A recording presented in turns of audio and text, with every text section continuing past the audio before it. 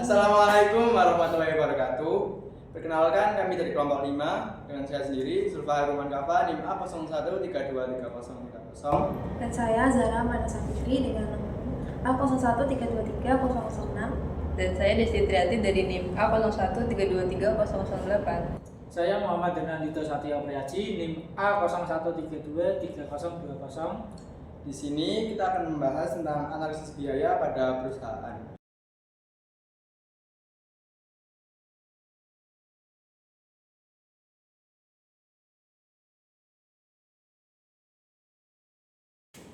Analisa biaya pada perusahaan mebel Makmur Jaya. Profil perusahaan usaha mebel Makmur Jaya adalah perusahaan yang berlokasi di Kelurahan Mongkolama, Kecamatan Posokota, Kabupaten Poso, yang bergerak di bidang produksi mebel rumah tangga. Didirikan dengan tujuan untuk memenuhi kebutuhan konsumen. Perusahaan ini memproduksi berbagai jenis mebel, termasuk kursi sofa, kursi tamu, kursi teras, meja makan, serta lemari dengan berbagai model. Analisis biaya yang diperlukan di perusahaan furnitur mebel Makmur Jaya. 1. Biaya bahan baku langsung.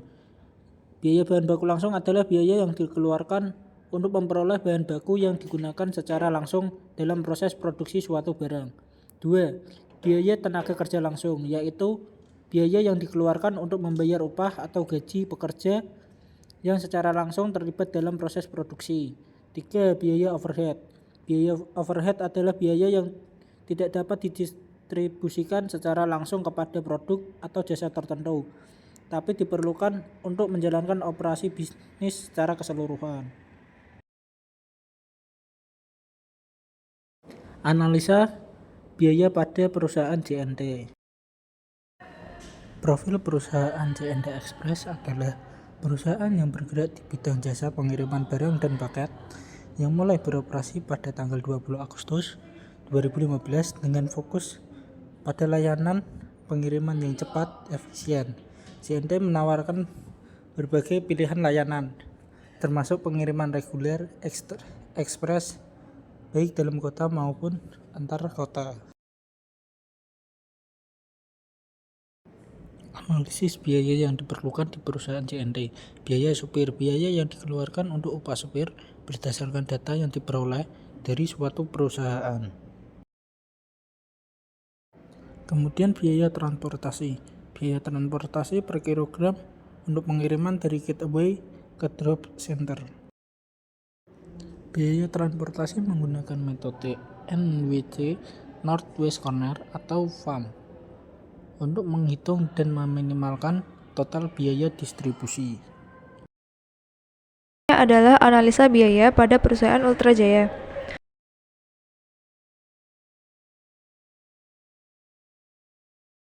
Profil perusahaan PT Ultra Jaya Milk Industry and Trading Company (TPK) adalah perusahaan yang bergerak di bidang industri makanan dan minuman, khususnya dalam produksi susu dan produk olahan susu.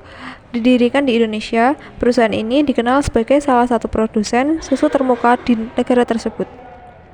Analisis biaya yang diperlukan di PT Ultra Jaya Milk Industry and Trading Company (TPK). Yang pertama, yaitu biaya produksi.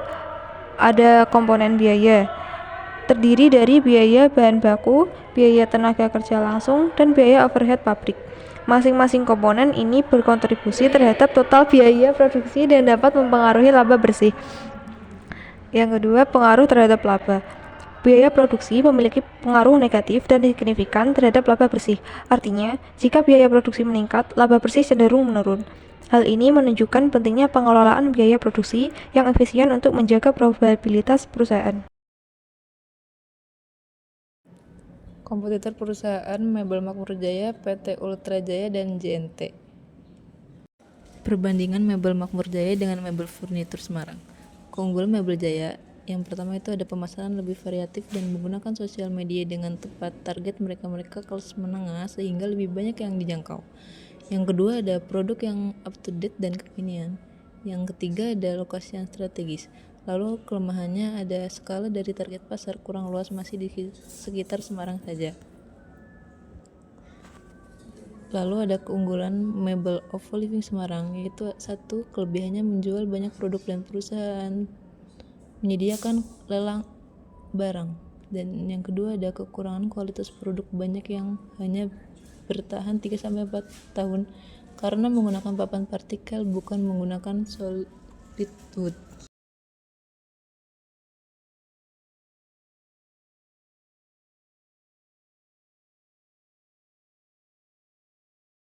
Perbandingan PT Ultra Jaya Milk dengan PT Diamond Milk. Ultra Jaya Milk menunjukkan peningkatan laba selama pandemi, sementara Diamond mengalami penurunan.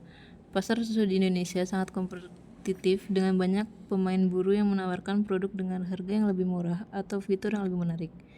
Diamond Milk seringkali menargetkan segmen pasar tertentu seperti anak-anak atau konsumen yang mencari produk susu dengan harga yang terjangkau. Yang terakhir, dibandingkan dengan Ultra Jaya, merek Diamond Milk masih kurang dikenal oleh masyarakat luas. Kedua perusahaan memiliki keunggulan dan kelemahan masing-masing. Ultra Jaya memiliki keunggulan dalam hal merek, portofolio produk, dan distribusi, sedangkan Diamond Milk lebih fokus pada strategi pemasaran yang agresif dan menargetkan segmen pasar. Perbandingan JNT dengan perusahaan JNE. JNT memiliki keunggulan dalam hal struktur biaya yang lebih modern dan efisien, serta strategi harga yang agresif. Namun, mereka menghadapi tantangan biaya terkait pertumbuhan cepat. JNE memiliki keunggulan dalam skala ekonomi dan infrastruktur yang mapan, tetapi menghadapi tantangan dalam hal biaya pemeliharaan dan adaptasi teknologi baru. Kedua perusahaan harus terus mencari cara untuk mengoptimalkan struktur biaya mereka untuk tetap kompetitif di pasar yang semakin ketat.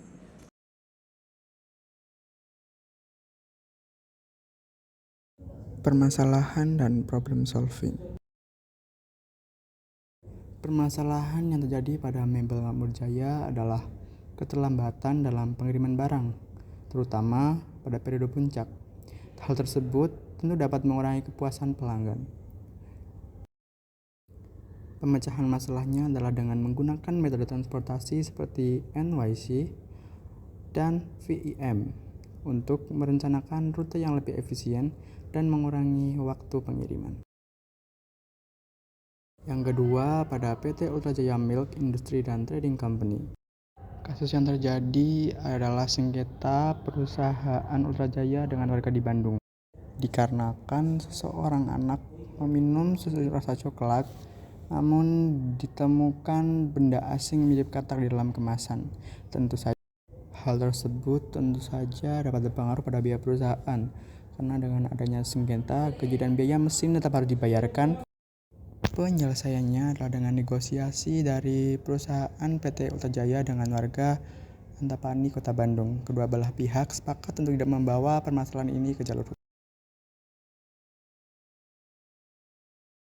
Permasalahan yang terjadi pada perusahaan JNT adalah pelanggan sering mengalami kesulitan dalam menghubungi layanan, atau pelanggan belum mempunyai solusi yang memadai. Problem solvingnya adalah melakukan analisis mendalam terhadap biaya transportasi dan mencari cara untuk mengurangi biaya seperti memilih metode pengiriman yang lebih efisien. Sekian dari kelompok 5, kurang lebihnya mohon maaf. Terima kasih.